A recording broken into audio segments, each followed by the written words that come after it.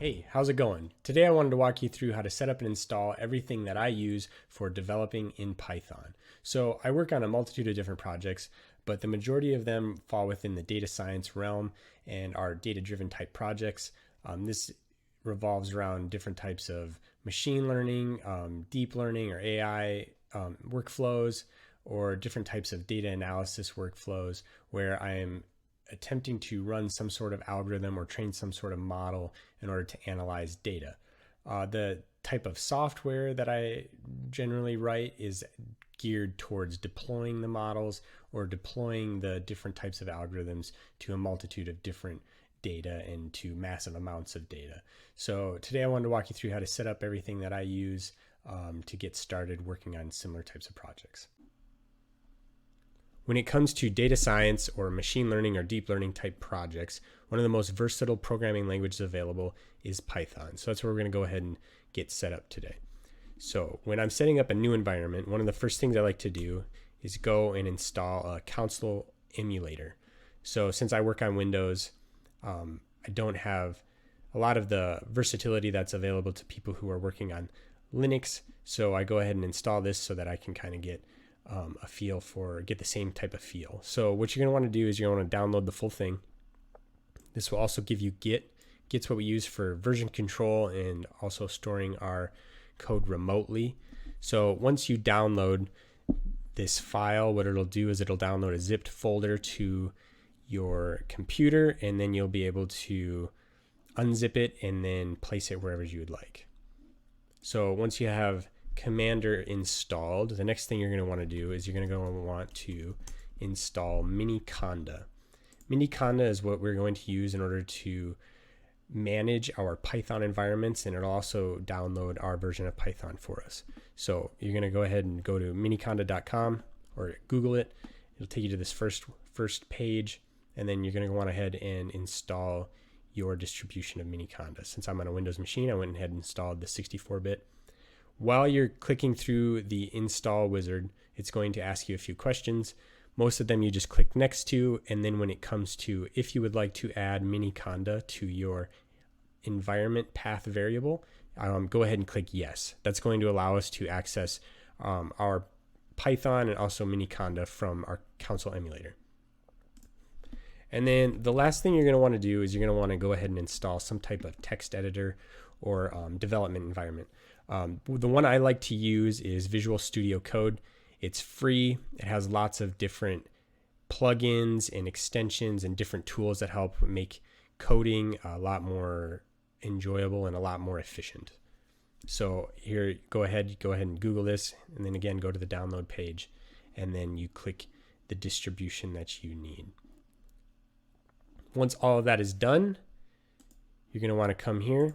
You want to open up your console emulator, and as long as everything was installed properly, you should be able to run this command, conda activate, and you should see the little base tag at the left of the lambda symbol come up on your screen. That means you have access to Conda and that everything is working properly.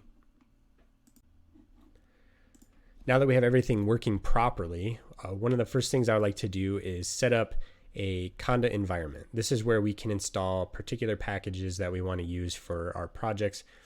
What's really nice about Conda is that you can have multiple different environments. That way, when you're trying to work on different types of projects that require different libraries, some of which might conflict with each other, you're able to switch between the environments without having to worry about messing up your dependencies. So I'm going to type a command and then you explain what it means.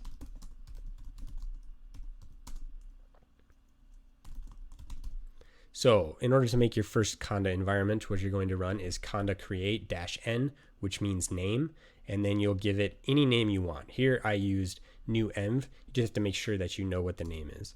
And then go ahead and click enter. So what's going to happen here is it's going to go ahead and create your new environment. So yes, click yes.